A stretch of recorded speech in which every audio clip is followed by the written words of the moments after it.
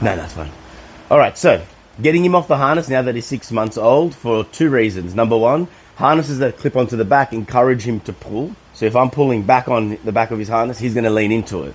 Yep. And that encourages him to pull. Clipping onto the front will pull him off balance, which discourages that really hard pulling. However, with the harness on, clipped in the back or even on the front, we have no way of controlling his head.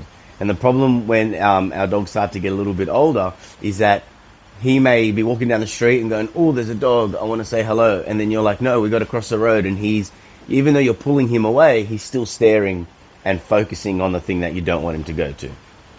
If we just walked him on a flat collar, it sits too low on his neck. And what happens with the flat collar is the lower the neck, the stronger his neck is. So the harder you pull into it, the more he'll lean into it.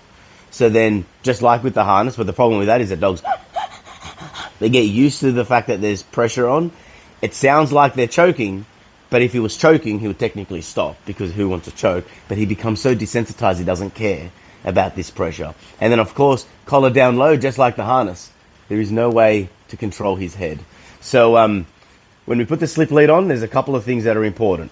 First of all, we're putting the slip lead on because we want to be able to control his head when we're walking. So we can put a lot less pressure on him. And also, when we're walking, we want there to be a complete slack leash. So left-hand side, when I stop, he stops. When I say sit, he should sit. He holds that sit until we say okay. Another thing about using the slip lead is that now we can correct him. If I've told him to sit and he breaks the sit, I'm going to use leash pressure to encourage him to go back into position and to stay there. We still use food to reward him, but we can't always be feeding him and only using food to motivate him when we're out and about. So, number one thing about the slip lead is all collars, when you put it on a dog's neck, have to stay nice and high.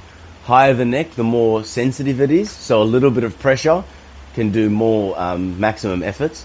However, having the collar up high now gives me opportunity to control his head. So you're walking down the street, he sees that dog, a little bit of pressure, I can pull his head towards the direction I'm walking. Down here, we get back into this struggle on the leash. And also remember, we want the the walking experience to be comfortable so that we do more walking with him over time. So keeping it up high is really important, under the jaw and behind his ears. Also, there's a right way and the wrong way of putting the slip lead on. The right way would be, if he's on the left-hand side, and this is the leash on, when I apply the pressure, you can see that it's on, but as soon as I let go, it relaxes immediately. And that has to release on its own, because when we use pressure in training, pressure on discourages him from being in front. When he gets back next to us, I relax the pressure, he feels comfortable. Uncomfortable, comfortable. And you can see how clear this is. So this release of pressure, we call it negative reinforcement. And it happens like when you jump in the car. Don't put your seatbelt on, the car will ding, ding, ding, ding, ding, until you click in. And where we learn to keep our seatbelt on is not because the beeping turned on, it's because the beeping turned off when we did the behavior. So the same process will happen here. We're walking, he goes in front, it's on, next to us it's off, on, off. And that release has to be very, very clear. Having the slip lead upside down, I apply the pressure, it's on. When I release the pressure, it does not release, and it stays on. And it'd be hard for him to understand, oh, pressure on in front, pressure on next to, pressure on in front, and he doesn't know how to turn it off. So the way to think of it and how to keep it on is we want the bit of the leash that we're holding to be coming over the top of the back of his head. A way of thinking about it is by looking at the P. So from my perspective here, that's a P. And putting the P on makes it go into this desirable position. P for proper, Q for not quite. I put the Q on, now it's coming up from underneath, and that's how it locks in. Yep. Another way to think about it, client said the other day, he goes, oh, don't worry about the P and the Q. I see it as heavy bit down is good, and the heavy bit up is not good. Get out of my watch way. Boom, boom, boom. All right, so very, very important. Also, there are stoppers on these slip leads. So if I put this stopper on wherever I want, it will stop to where it is that I want it to. So I only use this for special circumstances, this end stopper, so I typically just keep it right to the end and not use it. But the stopper that we do use is this one up here. for a couple of reasons. We put the stopper on maybe about an inch from when I have pressure on. So when I let it go, it doesn't go too far. If it goes too far, then the lead tends to slip down. And when the lower it is, the stronger it is, the harder I have to hold him, or the harder we have to work on the leash. But also, I want it to work in just this little range, on, off, on, off. And see, that little range means that it's very clear when it's on, off, and I'm not having to extend the leash too far. And then, of course, we think, well, putting the stopper on stops it from getting out, but he can't get out anyway because it's like a noose. It tightens as he pulls away from it. But this certainly makes it, I will say, impossible for him to get out unless he couldn't even bite it because it's so close to his ear. So that's the slip lead. We're going to put it on and we're going to play around with it. And the first thing that we do is we introduce leash pressure, because I'm going to assume once I put this on, he's going to be very sensitive. And he's going to be like, oh my God, there's pressure on my neck. So what I'm going to do is he's going to go up in front a little bit. I'm going to say his name and put a bit of pressure. Pressure goes on. He's going to look in my direction. I'm going to relax the pressure and then say yes and feed him.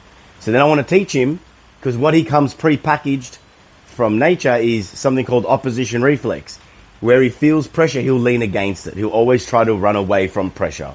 And that comes with all dogs. So here I want to condition him to understand when the pressure comes on, if he fights it, it will stay on. He moves in my direction, it turns off. And that will be handy when I'm walking down the street. I want to go this way. When he feels this, I want it to be a cue to continue following. Not what we see everyone else when they're walking. Pressure's on 100%, and what does the dog do? Is 110% pulling against it. And that sucks. But then also, we use this for our training as well. So if I've told him to sit, he will sit. If he breaks the sit before I release him, I apply pressure up to the sky. He sits, I turn the pressure off. So now I can tell him, hey, buddy, you need to stay in these positions. So when I tell him to down, he'll be down. If he gets up, I apply pressure down. He can only turn his pressure off by going back into position. Because the problem would be, now that we're leaving the puppyhood and coming into working obedience training, is I don't want to give commands more than once. If I tell him to down, I want him to stay down until I say okay. So if he breaks the position, we're going to correct him by putting some pressure on and put him back into position. And over time, he'll learn to avoid this pressure by staying in position.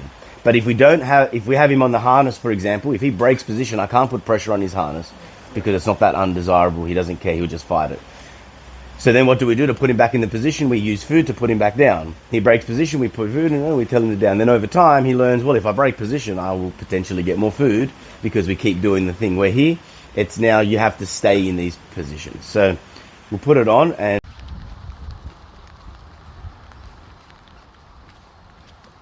turn around and walk past us.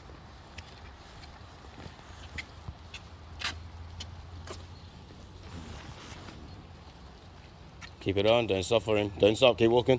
Turn it off now. Good.